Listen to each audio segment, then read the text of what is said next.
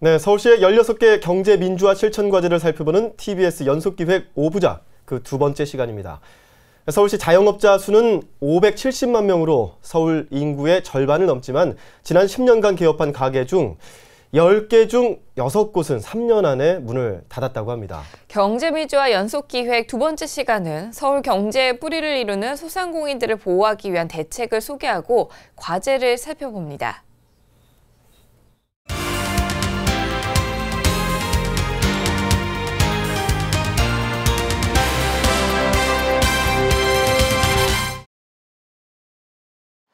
제 옆에 있는 이 자전거를 파는 데 있어 대기업의 진입은 제한되고 있습니다.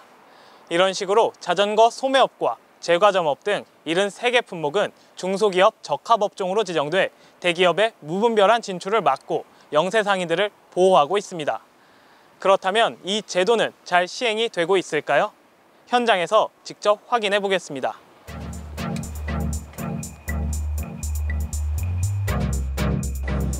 한 대형마트.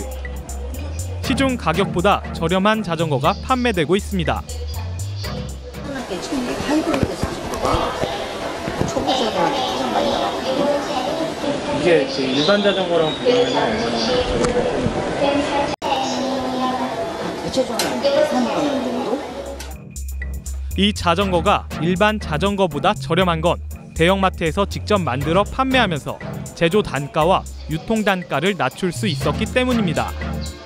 따로 싼 이유가 있습니까? 그게 사양이 낮은 거 따로? 아니요. 그런 건 아니고 그냥 여기 에서 만든 거라고 해서 그것 때문에 싼 거지 뭐 다른 거는 아예 상관이 없어요.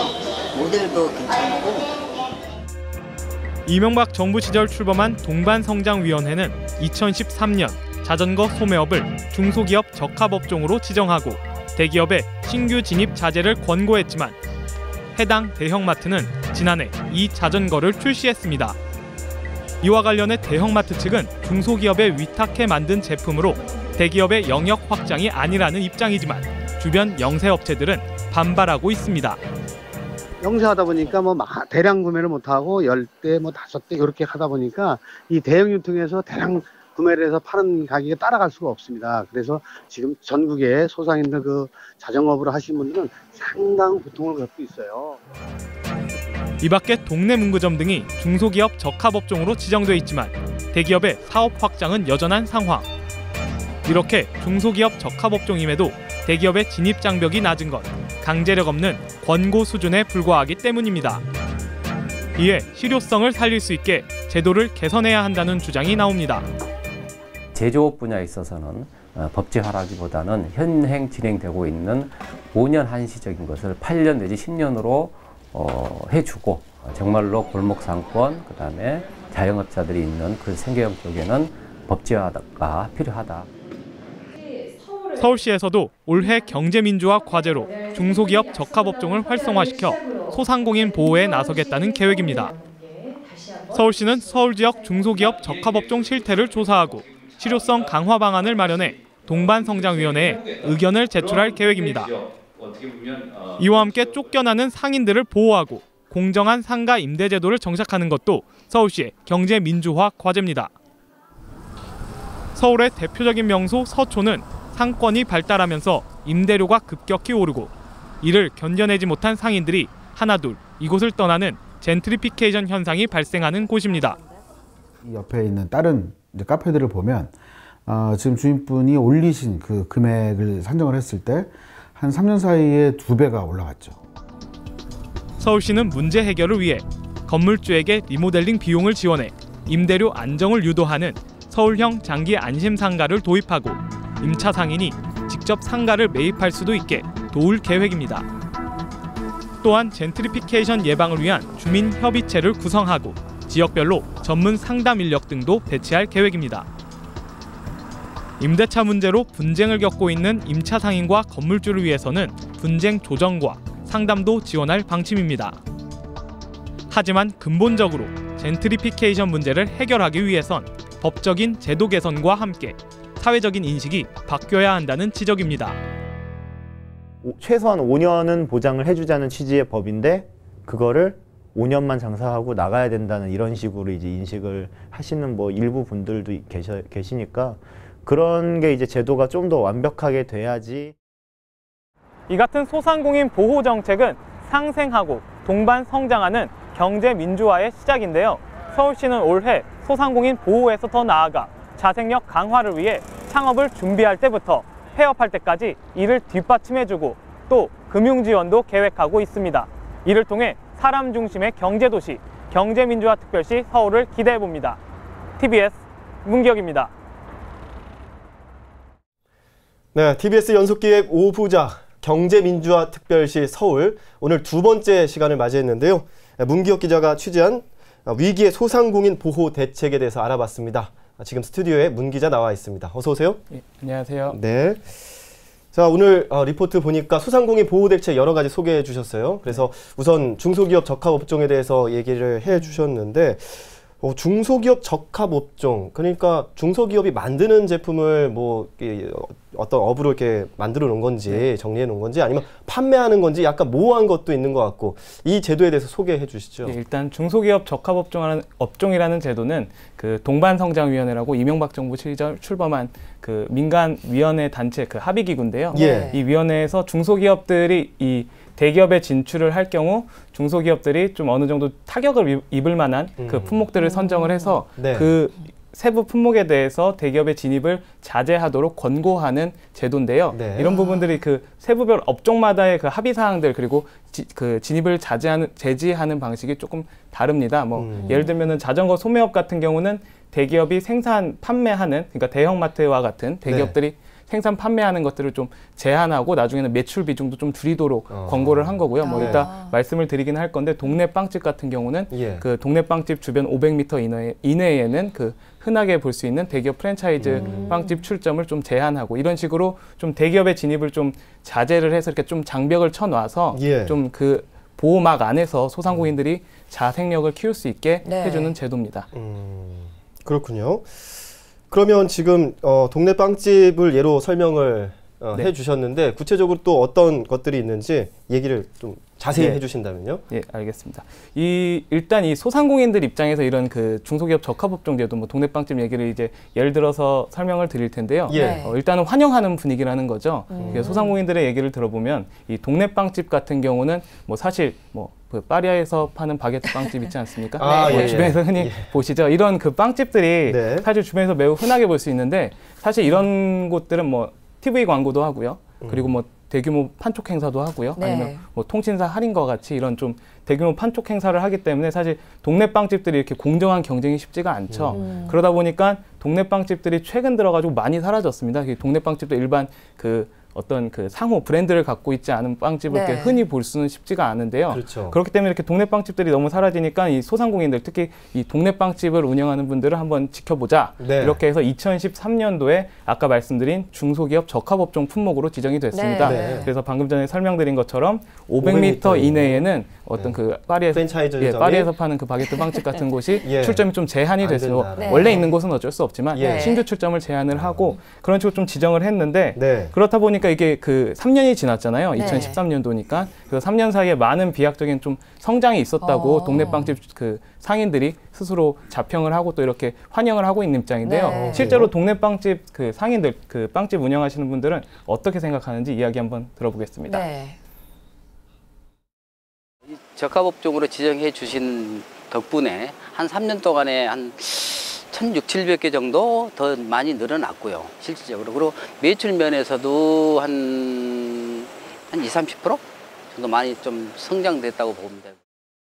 그러면 일단 소상공인들은 좀 환영을 하는 입장인 것 같은데 그렇다면 그 다음에 살펴볼 게 실제로 효과가 있느냐 이런 것들을 좀 살펴봐야 할 것 같아요. 일단 이게 권고 수준에 그친다는 게 살짝 문제가 될 수도 있을 것 같은데 어떤가요? 이게 그 이명박 정부 시절에 이렇게 동반 성장을 해보자 말 그대로 해서 동반 성장위원회가 출범을 했는데요. 이게 아직까지 강제력을 갖추지 못한 권고 수준입니다. 이렇게 좀 했으면 좋겠다라는 뭐 쉽게 얘기하면은 그 정도 수준인데요. 그래서 뭐 해당 분야에서 사업을 축소하거나 아니면은 신규 진입을 좀 자제하도록 뭐 자전거와 같은 경우는 대기업에서 새로운 뭐 브랜드라든지 어떤 이런 것들을 이렇게 새로 출점이나 아니면은 좀 출시하지 못하게 좀 이렇게 신규 진입을 자제하도록 이렇게 권고를 하는 건데요. 이게 권고 수준이기 때문에 이게 실효성 문제가 계속 제기가 되고 있습니다. 네. 제가 또 새로운 예를 들어 드리려고 하는데 이 동네 문구점 같은 경우도 사실 학교 앞에 있는 동네 문구점 뭐 저희 어렸을 때만 해도 뭐 학교 앞에서 흔히 볼 수 있던 그렇죠. 그 문구점 문방구라고 표현을 저희들이 네. 하죠.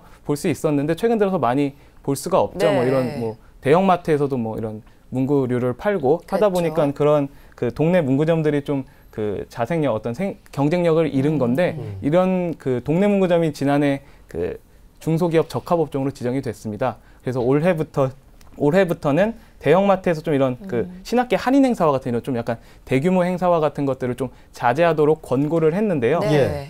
뭐 대부분의 그 대형마트가 지켜주긴 했는데 한 대형마트는 한 20여일 동안 아주 대대적으로 판촉 행사를 하기도 한 것처럼 근데 이렇게 해도 뭐 사실 문제는 없는 게 예. 이게 권고 수준이어서 사실 뭐 안 들어도 크게 문제가 되는 건 아니거든요. 그렇죠. 네. 그러니까 권고 수준이기 때문에 꼭 안 지켜도 된다 이런 거기 때문에 대형마트 입장에서는 그럼 뭐 우리 그냥 장사하겠습니다라고 하면 제재할 수 있는 게 없다. 그러니까 소상공인 입장에서 이런 제도를 좀 강화해야 된다라는 목소리가 나올 수가 있고요. 네. 근데 한편으로는 소비자 입장에서는 우리는 좀 더 질 좋은 상품을 싸게 사고 싶은데 이런 권리마저 침해되는 거 아니냐.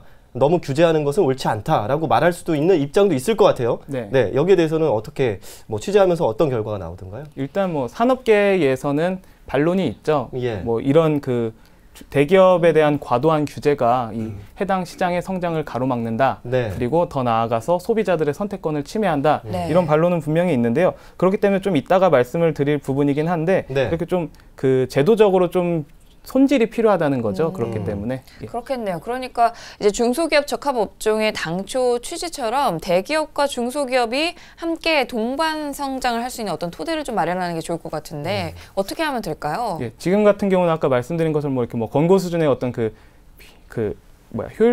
실효성 문제도 있겠지만 네. 네네. 이게 너무 획일적으로 적용이 된다는 지적도 전문가들 사이에서 많이 나오고 있습니다. 뭐 제조업, 서비스업 뭐 이런 품목에 가릴 것 없이 획일적으로 이게 적용이 되는 것에 있어서 문제가 있다는 건데요. 네. 그래서 전문가들은 좀 이런 부분을 어떤 지역마다의 특성이 다르지 않겠습니까? 그렇죠. 그리고 업종마다의 특성이 또 다를 텐데 네. 이런 지역과 업종별로 좀 구분을 해서 좀 탄력 있게 유연하게 어떤 이 제도들을 적용해야지 동반 성장도 하고 말 그대로 대기업도 중소기업도 함께 동반 성장을 할 수 있다고 주문을 하는데요. 네. 실제 전문가의 이야기 한번 들어보겠습니다.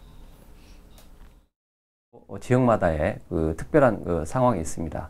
새로운 신도시가 생긴다든지 하면 거기에는 별도의 이제 합의를 통해서 들어갈 수도 있고 앞서 말씀드렸습니다만 생계형 적합업종 제도를 통해서 골목상권이라든지 자영업자를 보호할 수도 있고 그리고 제조업 분야에 있어서는 현행의 5년 정도를 한 8년에서 10년 정도로 함으로 인해서 네, 그러니까 지역별, 업종별 특징에 맞게끔 제도가 손질돼야 된다는 얘기인데 중소기업 적합업종 실질적으로 효과를 이끌어내려면 어떤 제도의 개선이 필요해 보입니다. 그런데 우리가 TBS 연속기획을 하고 있는 이유가 서울시에서 발표한 경제민주화특별시 서울 이 정책에 대해서 조금씩 짚어보자라는 취지에서 리포트를 준비했잖아요. 네. 서울시의 대책은 무엇인가요? 예, 일단 뭐 아까 말씀드린 것처럼 지역마다의 특성이 있기 때문에 네. 서울시 나름대로 이런 대책들도 필요할 것 같은데요. 네. 실제로 서울시는 그래서 올해 경제민주화 과제 중 하나로 이 중소기업 적합업종 활성화를 하나를 그 과제로 지정을 했습니다. 그래서 오는 7월까지 실태조사를 서울 지역의 중소기업 적합업종 실태조사를 하고요. 네. 그리고 추가적으로 이 내용과 함께 뭐 관련 협의회라든지 아니면 사업 현장 조사들을 추가를 해서 이런 실효성 강화 방안을 마련을 해서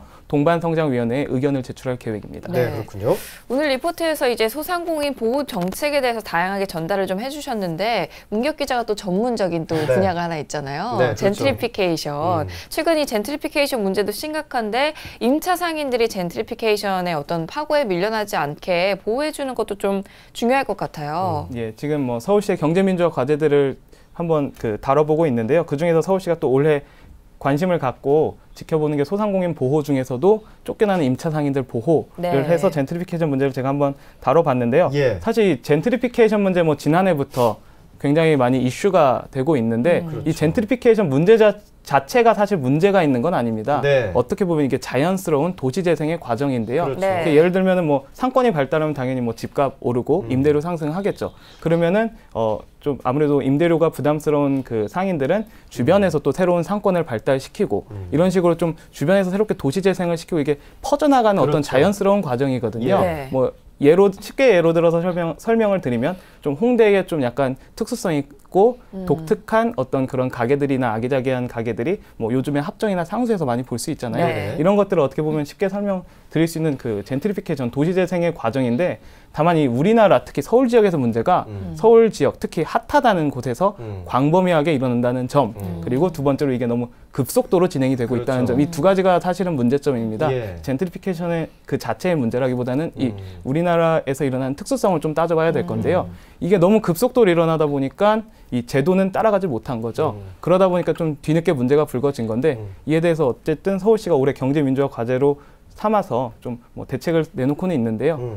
어떻게 될지 한번 지켜는 봐야 될 것 같습니다. 네. 네, 그렇다면 이제 서울시의 젠트리피케이션 대책 어떤 것들이 있는지 살펴봐야 될 텐데요. 간략하게 정리해 주시죠. 예, 일단 간략하게 정리를 해드리면요. 예. 크게 세 가지 정도로 정리를 할 수 있습니다. 일단 네. 그 서울형 장기안심상가라고 건물주에게 리모델링 비용을 지원하고 임대료 안정을 이끌어내는 서울형 장기안심상가를 통해서 공정한 상가 임대제도를 정착하고 그리고 지역별로 전문 상담 인력 등을 배치를 해서 좀 영세한 임차 상인들을 권익을 보호를 하고 또 나아가서 분쟁 조정 제도와 같은 어떤 여러 가지 제도 등을 통해서 임차 상인들을 지원해주고 보호해주는 이 크게 세 가지로 나눠볼 수 있는데요. 예. 서울시의 이런 노력들은 분명히 지켜봐야 하겠지만 네. 의미는 있습니다. 일단 그 젠트리피케이션 문제 리포트에서도 나왔지만 이 인식 문제도 굉장히 크거든요. 근데 이런 것들을 지자체가 나서서 한다는 게 어떤 사회적인 인식 변화도 이끌어낼 수 있고요. 그리고 또 중앙정부 차원에서의 움직임도 이끌어낼 수 있고 이렇게 지역에서 할 수 있는 것들을 이렇게 서둘러서 하는 것은 매우 중요한 일들이거든요. 네. 다만 이런 것들이 실효성 있게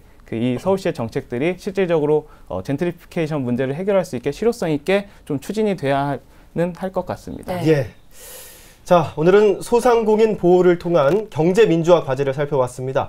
서울시 경제민주화, 자영업자들이 마음 편히 장사할 수 있는 사회를 만들어주는 것부터 시작이 아닐까 싶습니다. 내일은 TBS 연속기획 경제민주화 특별시 서울 세 번째 시간을 맞이하겠습니다. 지금까지 문기혁 기자였습니다. 고맙습니다. 예, 고맙습니다.